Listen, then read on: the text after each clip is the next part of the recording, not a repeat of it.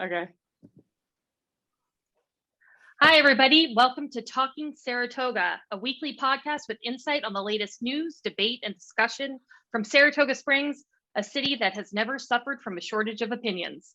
I'm Robin Dalton, a New York City girl turned Saratogian, keeper of Caroline Street, local politician, media ninja, and am delighted to be joined by my co-host, Dan DeFedericis, the native of the Buffalo suburb of Chickamauga. Did I say that right, Dan? Close enough. All right, we'll take it. He is also a retired New York State trooper, a past police union leader, attorney, publisher of the Saratoga Report, and a husband and father to two beautiful daughters, and a lifelong beleaguered Bills fan. Dan, my heart goes out to you. Bills Mafia, we got to support it. Love me some Josh Allen. They were robbed.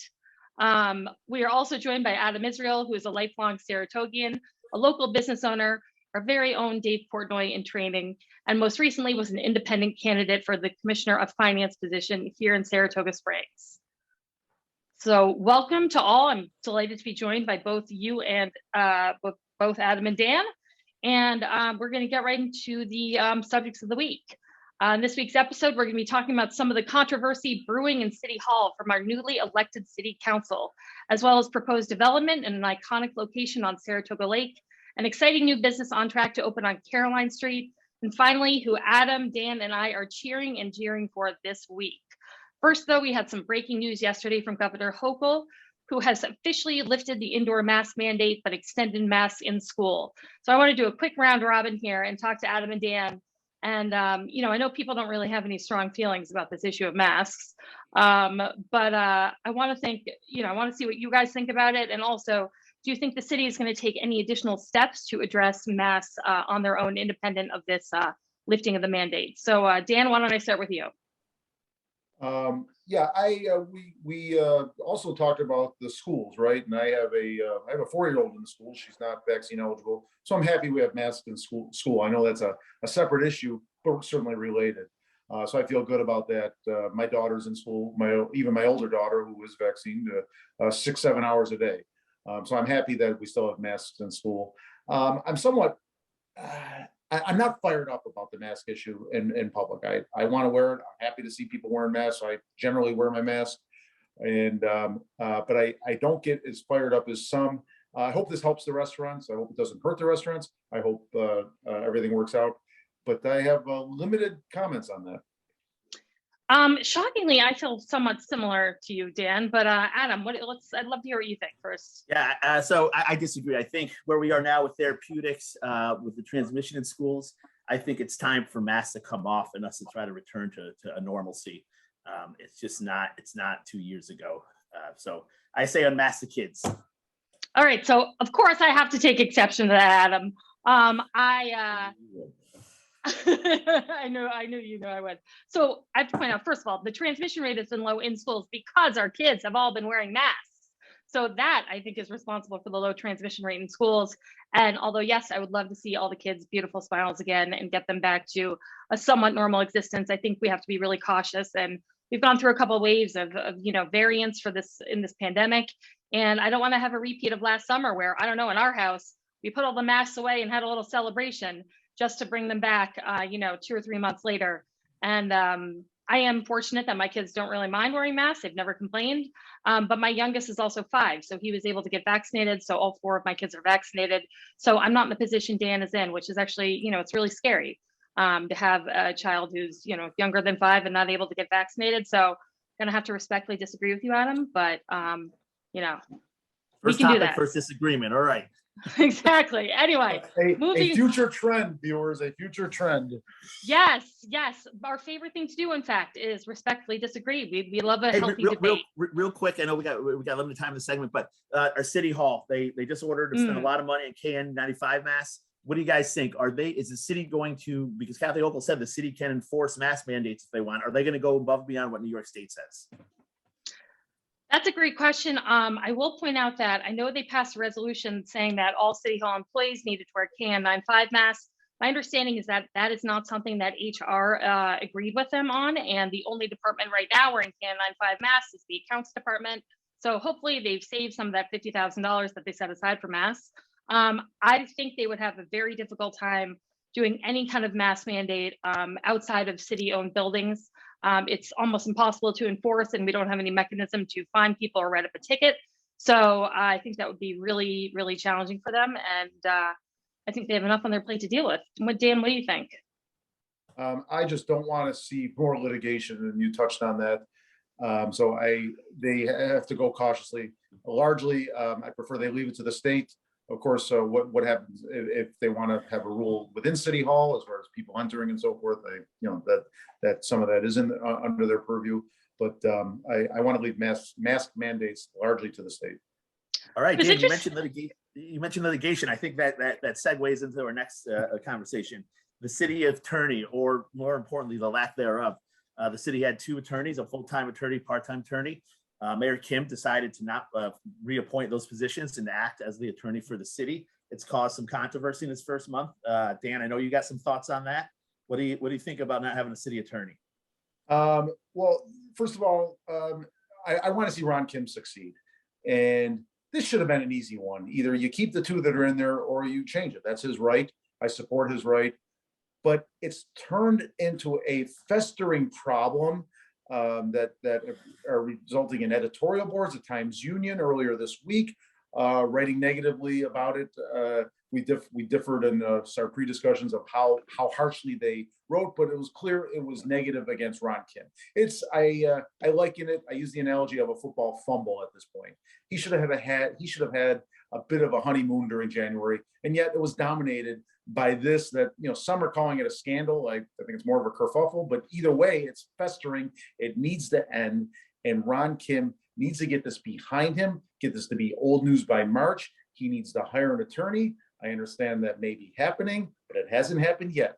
And it just keeps festering. I had people from Florida emailing me saying, what is going on there?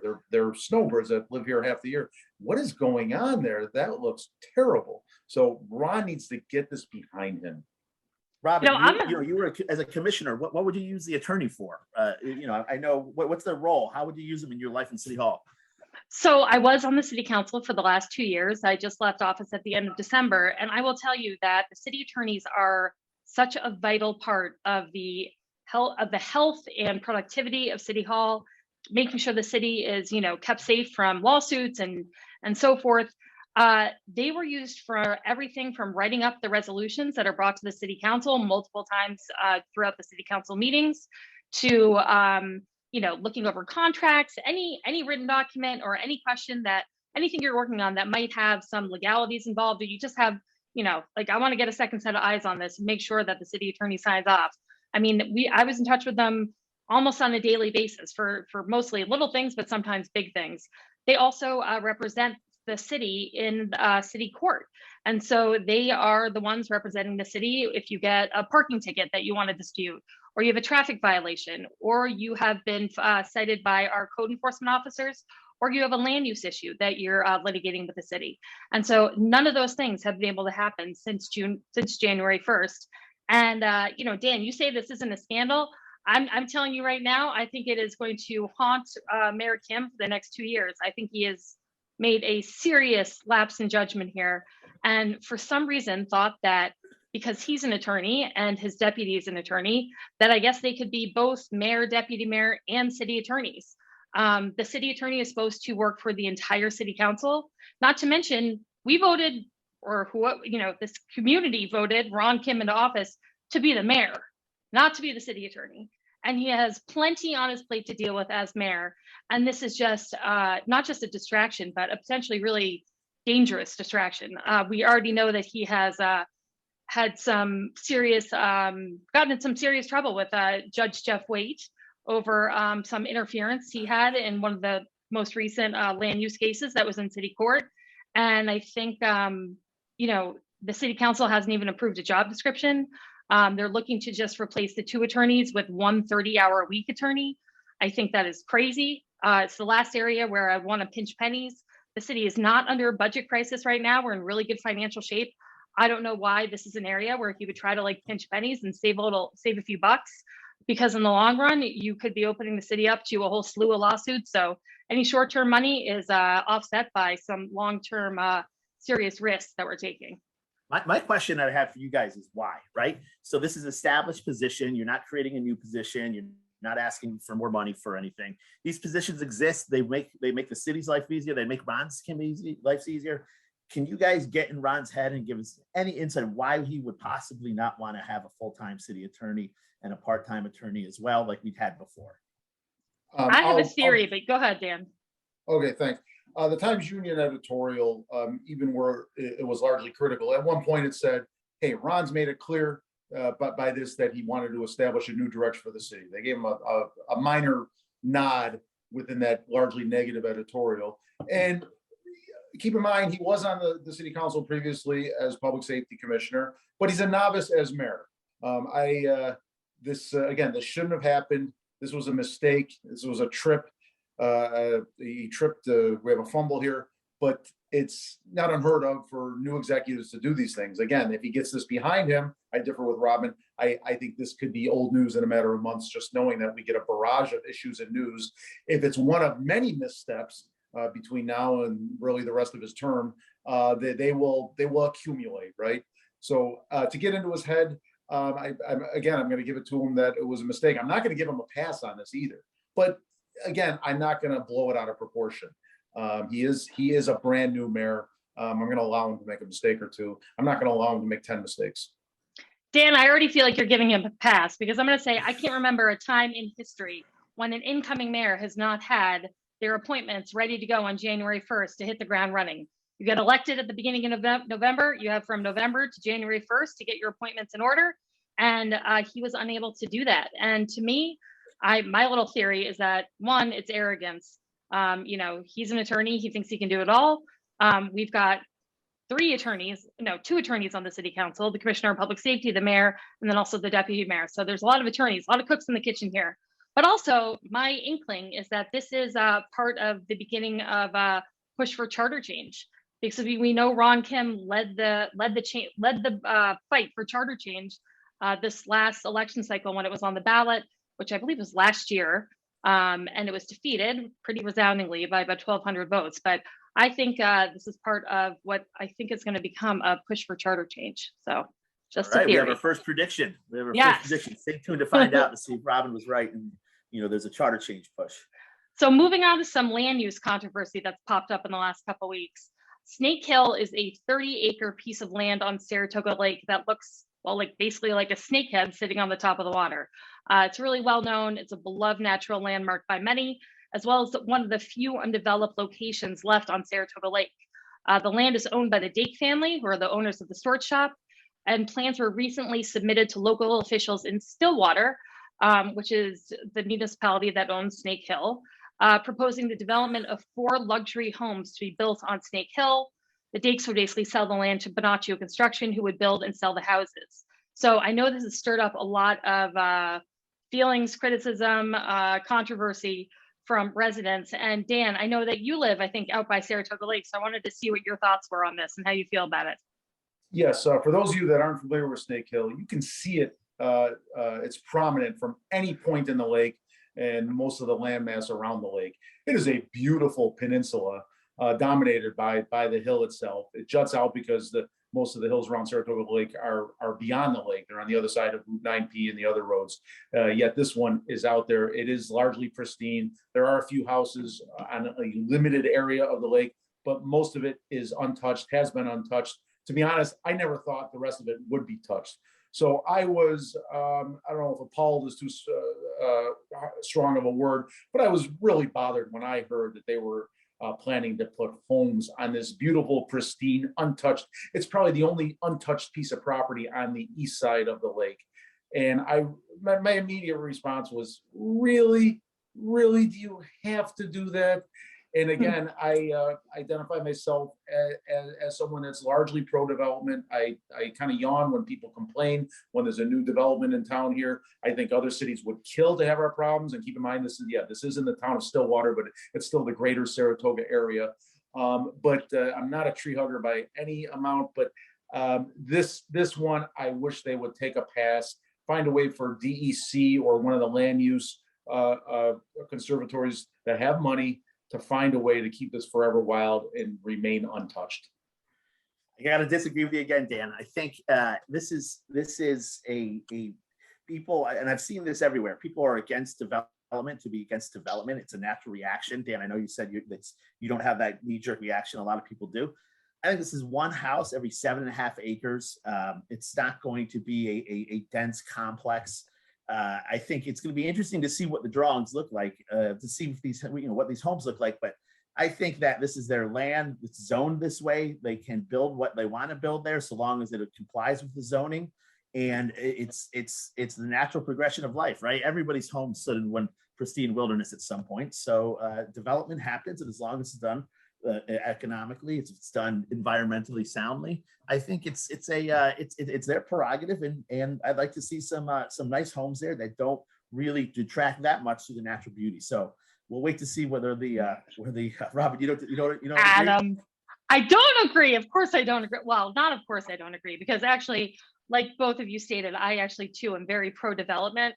And I think that development, 99% of the time means progress, and it means that your economy is thriving, and we want people to continue to invest and build in our community.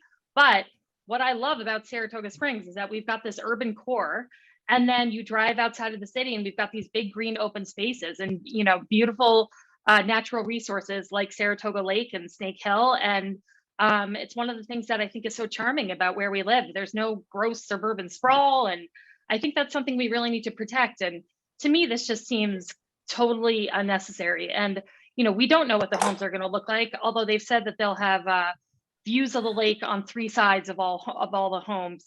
I know there's always been issues with Saratoga Lake in the past and how it's been developed, because the pollution and runoff and septic systems and so forth have contributed to a lot of the pollution in the lake. And I know there's also been erosion issues and problems with the watershed. So, of all the places in all the moments to choose to develop there, at this moment, I think they're going to get a lot of pushback. And for people who are, feel passionately about this one way or the other, we would encourage you to contact the town officials in Stillwater and make your voice heard. I think they have a hearing coming up fairly soon on this topic, and they want to hear from the public. So we can drop a link in the comments when we post this, but I would definitely encourage people to make their voice heard if they have feelings, passionate feelings about this on one side or the other. Excellent. Any closing thoughts on that? Nope. Dan, I know that you were going to update people on one of the very kind of recent tragedies that we had over the weekend here in Saratoga. Yes, this most of you have no doubt heard about it. The 3 of us agreed prior to this taping that, obviously we're all parents. We all feel horrible by the car accident on the Northway in Malta between exit 12 and 13 in the very early morning hours Sunday morning. Young woman, Jessica Dornsoro, she was driving home to Half Moon and got in a 1-car accident. Her car ended up across the median she went from the southbound to the northbound lane. I don't know how that happens with the amount of snow that was on the ground, but it did. She got out of the car. A Good Samaritan, David Johnson of Stony Creek, got out to help her, and a truck hit her car, which I believe subsequently hit both of them, killing both of them. This breaks my heart. I know this breaks your heart. I know this breaks everybody's hearts watching this. We found out soon afterwards that Ms. Dornsoro was a server at both Forno Bistro and I believe Druthers. So the whole restaurant community was in Saratoga Springs here was hit hard by this tragedy, and it had to be mentioned. We just wanted to express our sorrow and our concern for the families, and may they both rest in peace. Yeah, our thoughts go out to the young lady's family. Dan, as a trooper. Robin, yes.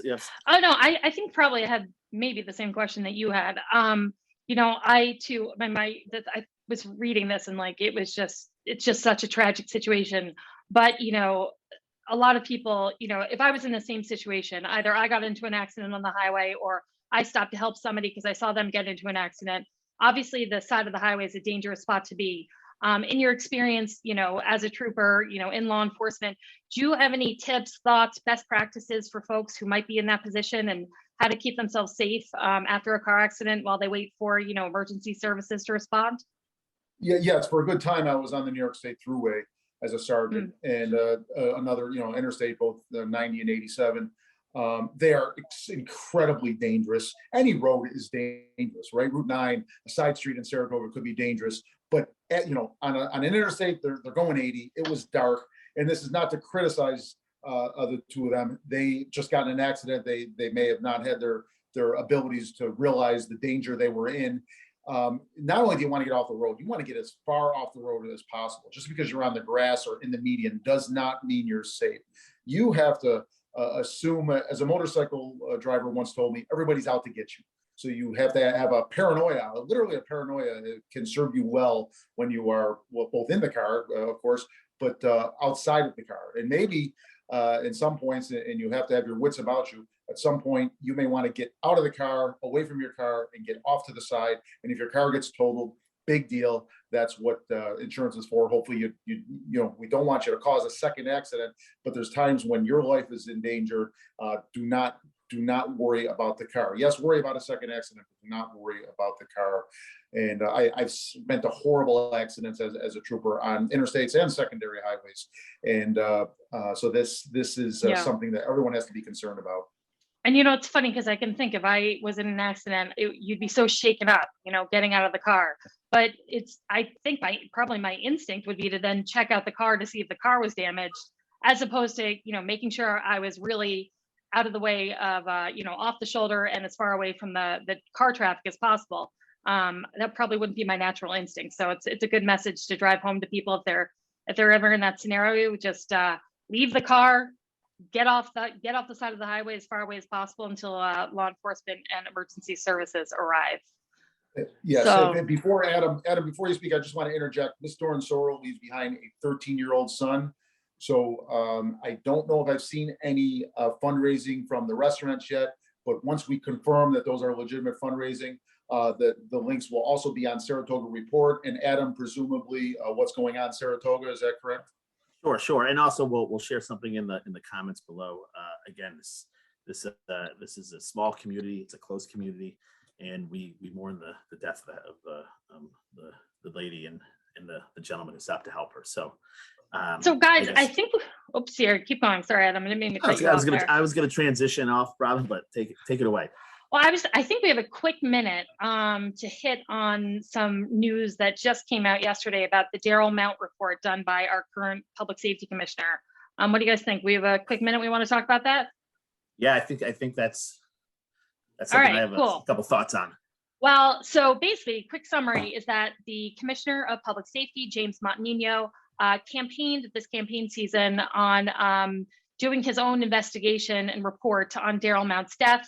Darrell Mount was being pursued by police back in 2013 when he fell off scaffolding that was behind Gaffney's and sustained head injuries that then later led to his death in 2014. Commissioner Montagnino said that he was going to release on January 1st a report that, based on what he had read and all the documents available to him, was going to have a conclusion as to what had happened and who might have some culpability for Mr. Mount's death. Well, we found out just yesterday that he's going to be releasing this report at long last this week. And his findings are that the officers who were on duty that night and who were responding to the call about Darrell Mount do not have any culpability in his death. So I think that's a good thing. I know there were some other things that I think he's going to be detailing about Chief Beach, who is not our current police chief, but was the police chief back then at the time.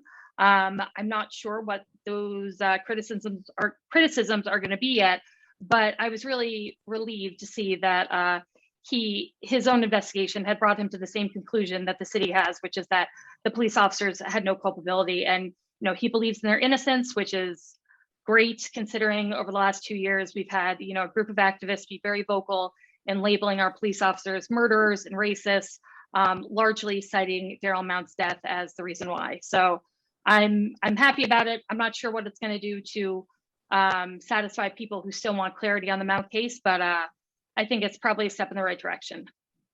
Dan, what are your thoughts? Yeah, Jim Montagnino, he has at least two competing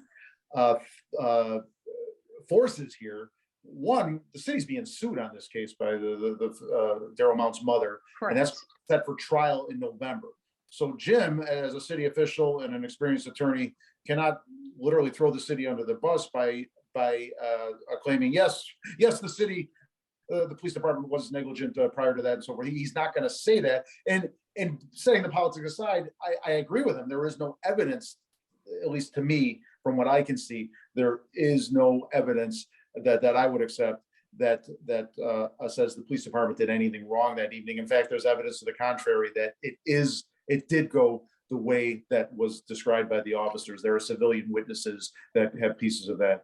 Secondly, like you said, Robin, there's a constituency out there, and they are demanding answers. They probably want answers to be a certain way. They're pointing fingers at the police, and short of that constituency is going to be upset, very vocal. It may lead to protest. So Jim has to have that in consideration. So he's going to, as you said, I think he's going to have a two-parter. Prior to what happened, to the very minute Daryl Mount fell off that, and the police department did nothing wrong. After that, I think he's going to point to a lot wrong, and whether or not that exposes the city at all, I'm sure Jim has analyzed that. So I don't know if anyone's going to be satisfied by that, by what he comes out with, because it is going to be, I think, two different parts. Yeah, and I agree with Robin that Jim was elected to be a leader of the public safety department. He's a leader of our police. Our police have been called some really horrible things. Like Robin said, racist, murderers. These are serious allegations and accusations. And Jim, as the leader of these groups, I'll ask you, if you know that Daryl Mount died of his own accord and not by the police, you need to say something. You need to exonerate them the best you can, because this has been something that's been used against them to really label our police department something horrible. And I just don't think the evidence is there to support it. So we need to say that so we can move on from this tragedy, and the city can start to regain some normalcy. I have to say, it's a little interesting that Montenegro had come to this conclusion during the campaign season, when we were in the peak of the movement by activists here that call themselves Saratoga BLM, who were, out in the streets and calling the police officers, many of our young police officers who weren't even on the force back in 2013 and 2014, were in their face, calling them murderers, etc. If he had come to this conclusion and knew that to be false, the fact that he waited until February to say something, I just think it was a really distasteful political kind of gimmick that he used during his campaign. I was not a fan of it, but happy with the conclusion, but not a fan of how he did it. I have to disagree with you. He read through, he's the only one that read through 1,500 pages, or at least the only one that I know that read through this entire civil case, which is a voluminous paperwork and so forth. Then he did have a personal issue at the end of December that delayed him. So but he knew what the report was going to say, at least back in November. I had a conversation about it with him in November. He detailed at length what his conclusions were. And so I just think, holding on to that and kind of teasing people with the idea that he might have a smoking gun and be, giving us information that didn't previously exist was disingenuous and may have affected his chances of being elected. If he had come out and said that he didn't think the police department had any culpability, I think that probably would have affected his ability to get elected. So I don't know, maybe it was a shrewd political move, but just not one that I could get on board with. I'll say he's coming out the 14th or 15th with this report. Tune in next week where we will break down the report and give you our thoughts. Yes, we will. All right, let's turn to some business news and what's going on around town. Well, first, I want to say to all the local bar, restaurant, hotel owners, and any business owners, there's a great tax credit out there from the federal government. It's called the Employee Retention Tax Credit. You're eligible even if you did receive PPP. It's for companies that lost significant revenue during the pandemic, but still kept employees employed. It's a great thing for small business. I know a lot of people and a lot of small businesses has gotten a sizable chunk of cash from the federal government. So any business owner out there, if you haven't looked at it, ask your accountant, ask your payroll company. It's done through a lot of payroll companies now are helping their clients apply for this grant. And it's money to help our small businesses survive. So look into it. Hey, make a comment below or text or message me. I'll be happy to share my thoughts on the program, but it's called the Employee Retention Tax Credit. Thank you, Adam. I appreciate that. I know it's been hard to kind of stay on top of all the information and aid and programs and help and whatnot available for small businesses. So thank you for that. So one of the things that I'm excited about is that the Children's Museum, which is at 69 Caroline Street, and is a pretty big property. It's about an 8,000 square foot building. It's got a parking lot. It's been for sale for quite some time for, I think, 2.3 million. Full confession, I am a neighbor. I live just across the street with my 4 kids. And so I've been very interested to see what business was going to go in there, what was going to happen to the space, and was very excited to hear recently that a gentleman named John Hallard is under contract with the property, and he has a plan to turn it into a community workshop and do woodworking classes and all sorts of different kind of hands-on skills classes. He's brought the proposal to the land use boards. It seems to be going well. But I'm just thrilled. I think it's an awesome use, an awesome idea. It's going to be a really great and valuable asset in the neighborhood, and I'm delighted about it. So I don't know if you guys had heard about it. It's called Saratoga Joinery, and what you thought, but I just think it's going to be a great thing, and I hope it goes through the land use board successfully and gets its approvals, and we get those doors open. I fully disagree. I think it should be turned over to developers to knock down and build more condos. More condos. Yes. No, that's awesome, no, Robin. Yeah, that is obviously. I think that is absolutely terrific. I'm excited by that. There's a place similar to that in Troy, and it just adds to Troy's fabric, and it will add to Saratoga's fabric. I view Saratoga as a little bit of Seattle. It just, as far as upstate New York goes, it attracts talent, it attracts innovation, and what a great repurposing of that building in a great location. Totally agree. A few other quick business notes, because I know that we have such a great small business community, but everyone always gets very excited, as do I, when I hear about new businesses opening. One of which is a little champagne bar that is coming to Phyla Street, opening soon. I don't know if you guys saw that, but it looks adorable, and a great place to go if you love champagne. And I think they're going to have some small bites too. Ooh. I would say if I wasn't happily married, I would absolutely be going there, because it sounds like it may be a target-rich environment. Dan, what do you think? Again, it's the fabric of Saratoga. Saratoga attracts innovation. They're not just opening something that we have 10 of already. This is something new. It'd be great in the summer. I hope it gets great winter traffic. Good for them. I will, a lot of new businesses, and I'm sure you too, and many of our viewers are the same way. Sometimes I go in just to support them. I will spend some money there. I may not be in the mood for what they're offering or so forth, but I at least want to give them a little bit of a boost and a little bit of money to keep it going. And I will certainly for this place. And it does seem like a great spot for like a bachelorette party or, bridal party to kick off your night. I can totally see that happening. And as a girly girl, I would be totally into doing that. But you're not in the mood for champagne, Dan. Come on. You're drinking some right now, aren't you? Nipping on a little right now. This is not actually a root beer, people. Last quick thing that I'm not sure a lot of people have heard about, but a mountain biking group called the Saratoga Shredders approached the city council at the last city council meeting, proposing a bike park to be built downtown.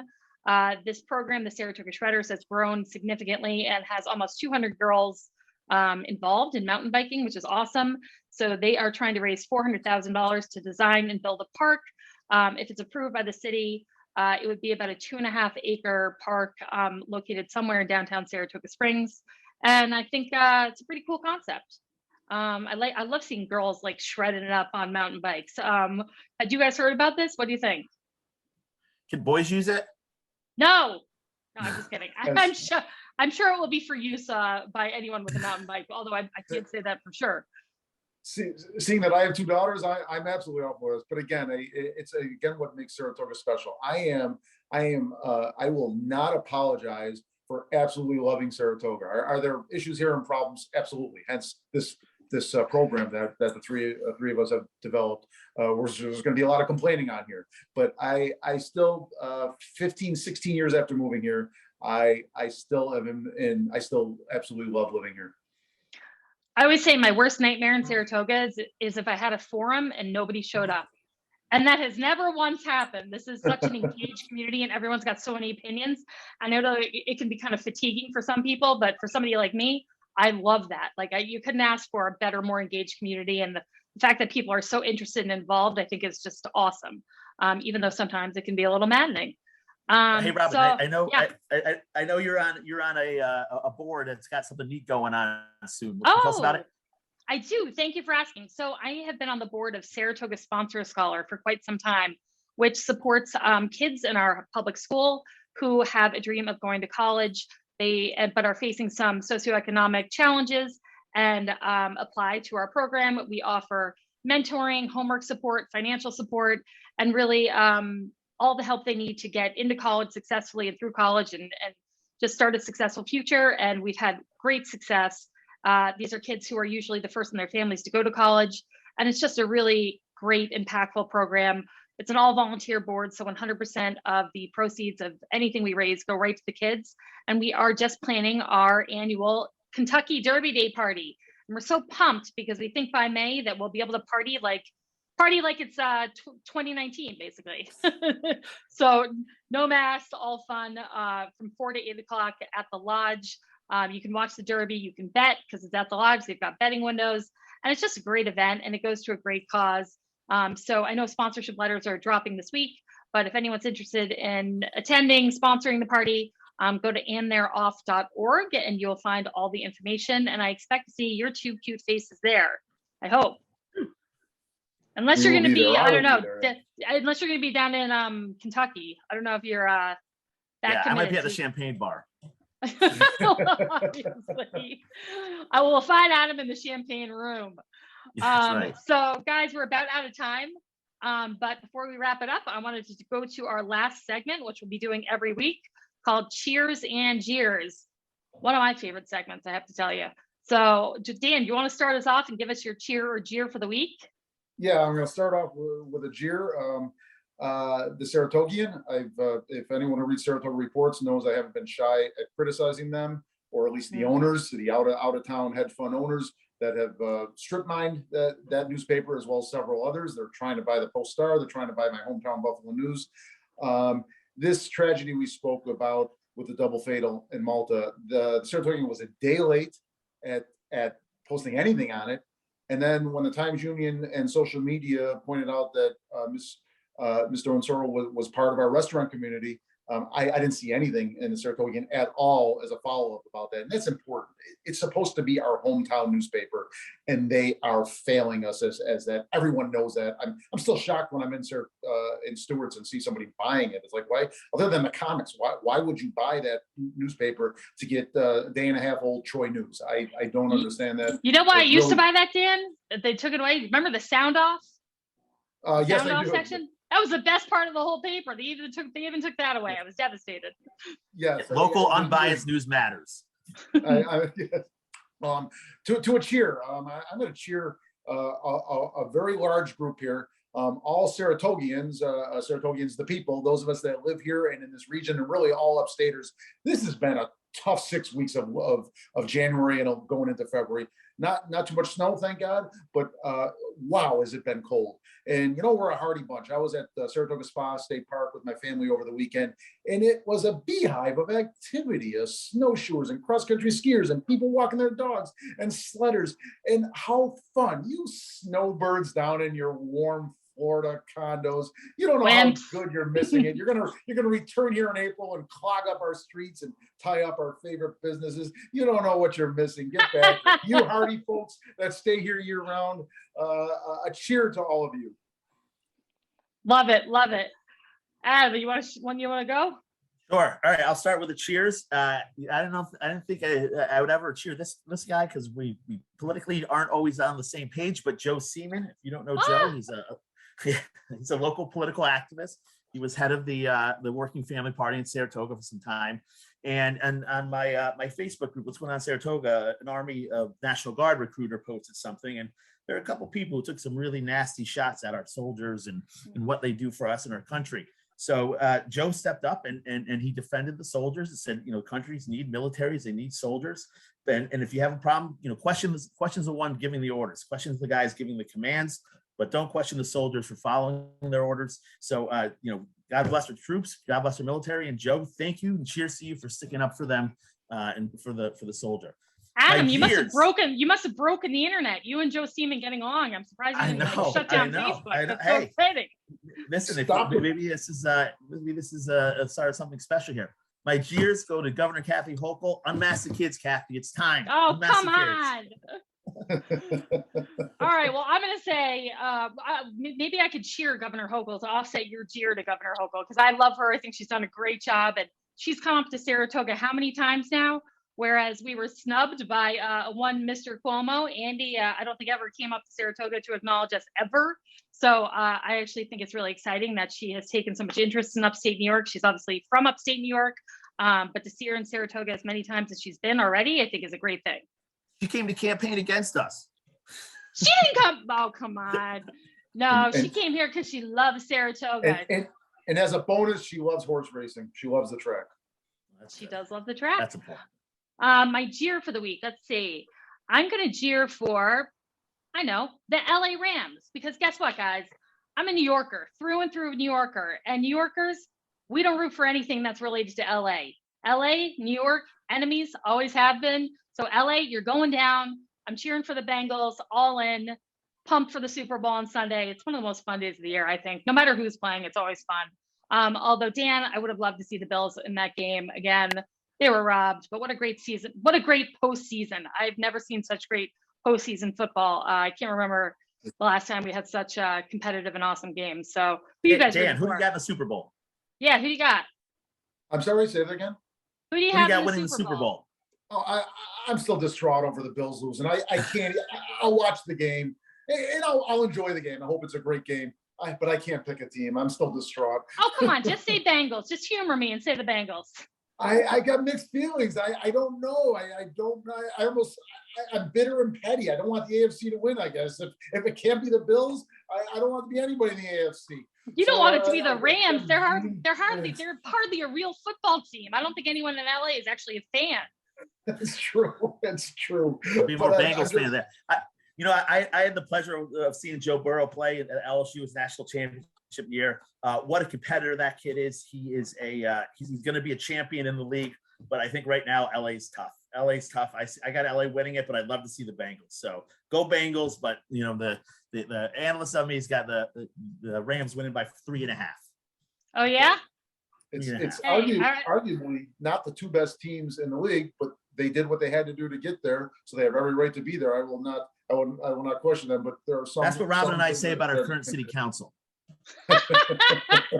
way to circle it back. Good for you. Truth. And I'm not shedding any tears that I'm not seeing Tom Brady at any more Super Bowls. I'm freaking delighted to be done with the reign of Tom Brady. As a beleaguered Giants fan, delighted to have him, hang his hat up. But Adam, you want to take us out here? We're just about out of time. Yeah, yep. I just want to say thank you guys. This was a great first podcast. I really think we're providing some insight here. I think people are really going to enjoy listening to us. If you enjoy listening to us out there, tell your friends, share the link, and we look forward to seeing you guys next week.